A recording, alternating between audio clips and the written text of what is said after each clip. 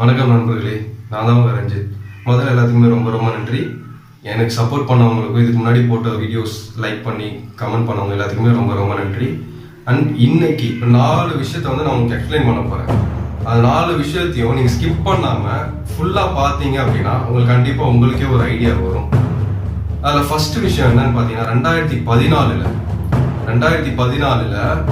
நம்ம Bill Gates sir வந்து ஒரு விஷயம் வந்து பேசியிருக்காரு டெட் டாக்ஸில். அந்த விஷயம் என்ன அப்படின்றது நீங்களே வீடியோவில் பாருங்க. We need to meet a new constraint, and that constraint has to do with CO2. CO2 is warming the planet, and the equation on CO2 is actually a very straightforward one. If you sum up the CO2 that gets emitted, that leads to a temperature increase, and that temperature increase leads to some very negative effects. The effects on the weather, perhaps worse, the indirect, are 26 billion tons. For each American, it's about 20 tons. For people in poor countries, it's less than 1 ton. It's an average about, we'll bring that down to 0. It's been constantly going up. It's only various economic changes that have even flattened it at all. So we have to go from rapidly rising to falling and falling all the way to 0. First, we've got population. The world today has 6.8 billion people. That's headed up to about 9 billion. Now, if we do a really great job on new vaccines, healthcare, reproductive health. Welcome to the second day of the Global Vaccine Summit. Last night, we had a great celebration of all the progress we've made in the global effort. We are much closer today to achieving the goal of universal coverage. Today, we'll have experts sitting down and talking about what it takes to solve this problem. You'll hear some very exciting new commitments to this fight. இந்த வீடியோல அவர் எதை பத்தி பேசியிருக்கிறாரு அப்படின்றத பார்த்தோம்னா global warming பத்தி தான் பேசியிருக்காரு. குளோபல் வார்மிங் எதனால நடக்குது அப்படின்றத பார்த்தோம்னா கார்பன் டை ஆக்சைடு வந்து அட்மாஸ்பியரிக் ஏர்ல அதிகமா மிக்ஸ் ஆகிறதுனால தான் நடக்குது.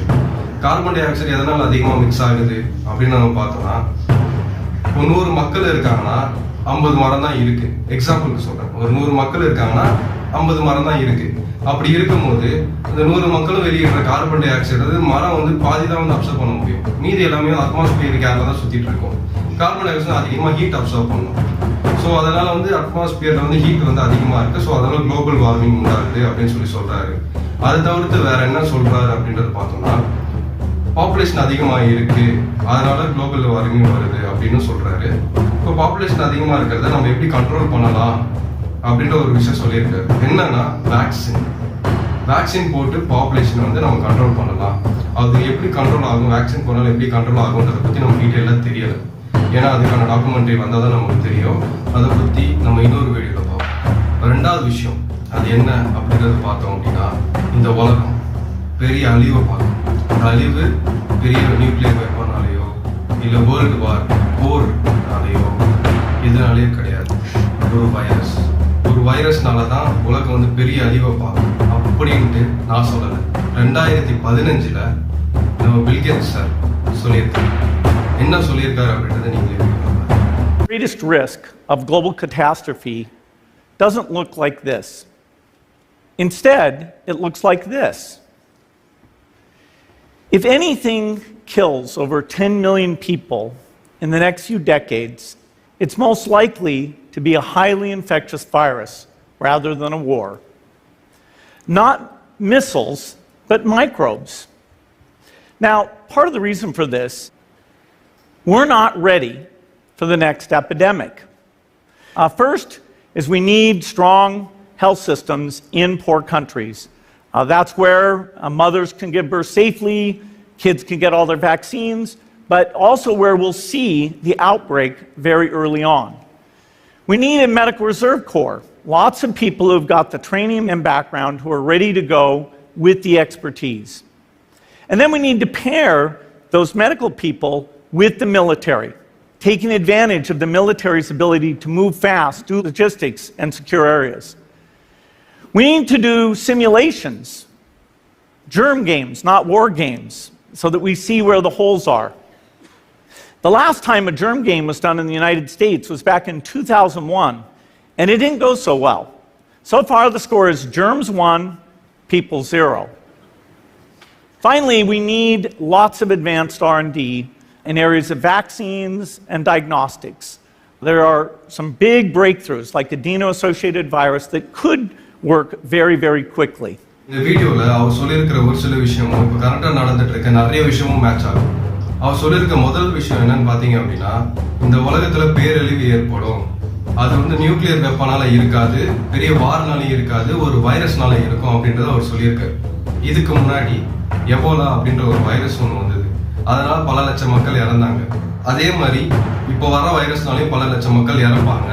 அதுக்கு முன்னாடி நம்ம வந்து எல்லாத்தையுமே வந்து ப்ரிப்பரா இருக்கணும், ப்ரியரா எல்லா செட்டப்பும் நம்ம பண்ணி வைக்கணும் அப்படின்றத அவர் சொல்லியிருக்காரு. என்னென்ன செட்டப் அதையும் வந்து அவர் சொல்லியிருக்காரு. நம்மளோட இம்யூன் சிஸ்டம் வந்து ஸ்ட்ரென்தன் பண்ணிக்கணும். அதுக்கப்புறம் வந்து medical plus military, doctors military ரெண்டுமே கம்பைன் ஆகணும் அப்படின்னு சொல்லியிருக்காரு. இந்த விஷயம் எல்லாமே இந்த ப்ரியாரா வந்து பேண்டமிக் சிச்சுவேஷன் வந்து ஹேண்டில் பண்றதுக்கு எல்லாமே செட்டப் பண்ண வேண்டியது வந்து கவர்மெண்ட் பண்ணாம இவர் பண்றாரு அப்படின்னா இவருக்கு அதுல வந்து என்ன ப்ராஃபிட் இருக்குது அப்படின்றது நமக்கு தெரியாது. இதுக்கு முன்னாடி நம்ம ஒரு வீடியோ ஒன்று பார்த்தோம். அதுல வந்து வேக்சின் பத்தி பேசியிருந்தாரு. இப்போ பேசியிருக்கிறதுல வந்து பாத்தீங்கன்னா ஒரு வைரஸ்னால பெரிய பாதிப்பு ஏற்படும் அப்படின்றத பத்தி பேசியிருக்காரு. ரெண்டுத்துக்கும் என்ன லிங்க் அப்படின்றத நம்ம கடைசியில பார்ப்போம். இப்போ மூணாவது விஷயம் என்னன்னு பாத்தீங்கன்னா டிசீஸ் எக்ஸ் அப்படின்னா என்ன அப்படின்றது பாத்தீங்கன்னா ஒரு டிசீஸ் இருக்கும், அது வந்து நேமே வச்சிருக்க மாட்டாங்க. அது என்ன டிசீஸ் ஏது அப்படின்றது தெரியாது, ஆனா ஒரு டிசீஸ் வரப்போகுது அப்படின்றது மட்டும் தெரிஞ்சிடும். அதனால அதுக்கு நேம் வந்து டிசீஸ் எக்ஸ் அப்படின்னு சொல்லி வச்சிருப்பாங்க. அண்ட் டிசீஸ் எக்ஸ் அப்படின்ற நேம் யார் வச்சிருக்கா அப்படின்னா வேர்ல்ட் ஹெல்த் ஆர்கனைசேஷன், WHO தான் பிப்ரவரி 2018 அப்போ டிசீஸ் எக்ஸ் அப்படின்றது ஒன்று வரும் அப்படின்றத பத்தி பேசியிருக்கோம். அவங்க சொன்ன விஷயம் என்னன்றத. Welcome to WHO. My name is Nika Alexander, and today we wanted to do a short video to help explain something called Disease X, which we're hearing a lot about. I have with me our expert, Dr. Bernadette Murg. Thank you for being with us. So Disease X is a concept. Let's say it's a placeholder to be sure that if we have a new disease, completely new disease, or a disease we know but not enough and suddenly emerge and is more severe or spreading everywhere, we will have a space to put the disease and to know that we need to put efforts on in terms of research to get drugs and vaccine, let's say. இந்த வீடியோல அவங்க எதை பத்தி சொல்லியிருக்காங்க, என்ன சொல்லியிருக்காங்கன்றத பாத்தீங்கன்னா ஒரு X அப்படின்ற டிசீஸ் அதனால நிறைய பாதிப்பு வரும். அந்த டிசீஸ் எக்ஸ்ன்றது எங்க வேணாலும் பரவும், எப்படி வேணாலும் பரவும், எப்படி வேணாலும் பாதிப்பு நடக்கலாம், என்ன வேணாலும் நடக்கலாம். அதுக்கு வந்து நம்ம ப்ரியரா வந்து ரெடியா இருப்போம் அப்படின்னு சொல்லியிருக்காங்க. ஆனா அது மட்டும் இல்லாம இன்னொரு விஷயமும் ஒன்று சொல்லியிருக்காங்க. அதுக்கான ரிசர்ச் ஒன்று போயிட்டு இருக்கு, வேக்சினோ ட்ரக்ஸோ கண்டுபிடிச்சிட்டு இருக்காங்க அப்படின்னு சொல்லியிருக்காங்க. எனக்கு அதுல ஒரு கேள்வி ஒன்று வந்தது. என்ன கேள்வி அப்படின்னு பாத்தீங்கன்னா, டிசீஸ் எக்ஸ்ன்னு சொல்லிட்டாங்க, அது என்ன டிசீஸ்ன்னு அவங்களுக்கே தெரியாது. அதுல இருந்து அவங்க என்ன ரிசர்ச் பண்றாங்க, அதுக்கு எப்படி வேக்சின் கண்டுபிடிக்கிறாங்க அப்படின்றதான் என்னோட கேள்வி. பேரே தெரியாத ஊருக்கு அட்ரஸ் எங்க இருந்து இருக்கும், என்ன டிசீஸ்னே தெரியல, அதுக்கு அவங்க எப்படி மருந்து கண்டுபிடிப்பாங்க, இதுக்கு பின்னாடி என்ன இருக்குது அப்படின்றது யாருக்குமே தெளிவுபடாம இருக்கு. இதை பத்தி நான் உங்களுக்கு லாஸ்ட்ல எக்ஸ்பிளைன் பண்றேன்.